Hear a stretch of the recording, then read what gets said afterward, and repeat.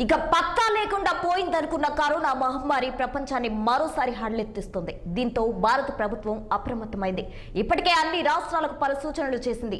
RTPCR పరీక్షలు చేసేందుకు సిద్ధంగా ఉండాలని ఆదేశించింది. అయితే ఈ కొత్త వేరియంట్ ప్రభావం ఎంత, దీన్ని ఎలా ఎదుర్కోవాలి? Watch this story.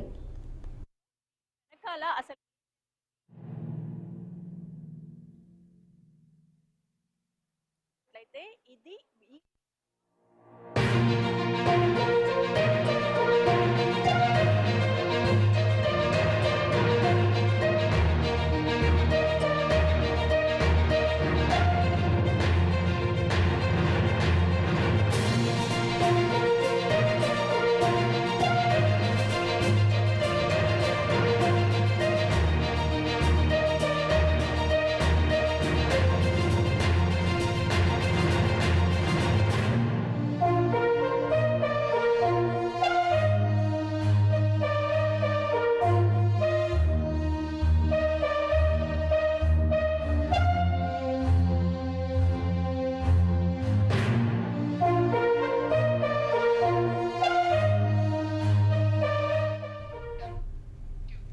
కరోనా భయం తొలగిపోయిందనుకున్న ప్రతిసారి ఏదో ఒక వేరియంట్ ప్రపంచాన్ని భయపెడుతోంది. కొత్తగా బయటపడ్డ జెన్-1 వేరియంట్ కేసులు దేశంలో వేగంగా పెరుగుతున్నాయి.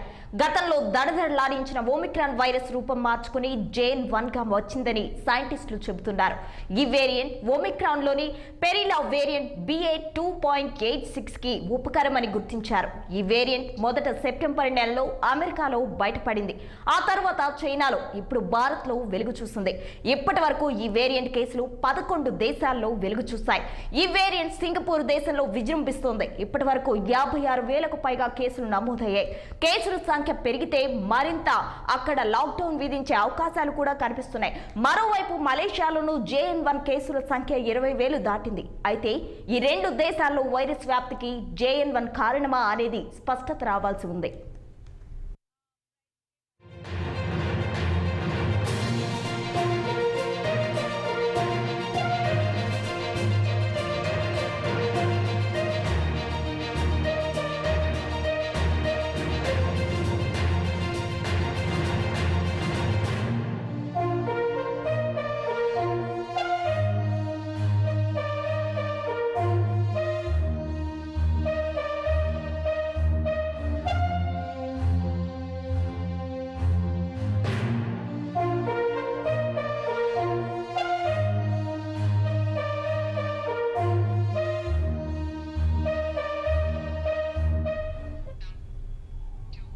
ఇక మన దేశంలో ఈ వేరియంట్ ను కేరళలోని కారకలంలో 79 ఏళ్ల వృద్ధురాలి శరీరంలో కనుగొన్నారు. అయితే ఆమె కోవిడ్ నుంచి కోలుకున్న తర్వాత మరణించింది.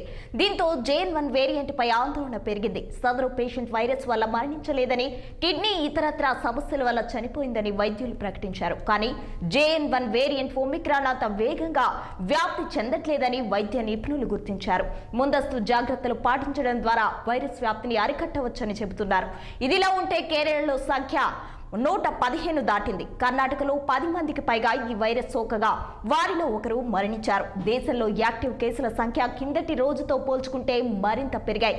అదే స్థాయిలో డిశ్చార్జ్ అయినట్లు ప్రభుత్వ గణాంకాలు కూడా చెబుతున్నాయి. అయితే తెలంగాణలో విషయానికి వస్తే బుధవారం వరకు హైదరాబాద్ లో 6 కేసులు వెలుగు చూశాయి. తాజాగా మరో 2 కేసులు బయటపడ్డాయి. ఫీవర్ ఆసుపత్రిలో సేకరించిన నమూనాల్లో 2కి కరోనా వైరస్ సోకినట్లు వైద్యాధికారులు అనుమానిస్తున్నారు. జీనోమ్ సీక్వెన్స్ కోసం ఈ నమూనాలను పూణేకు పంపించారు.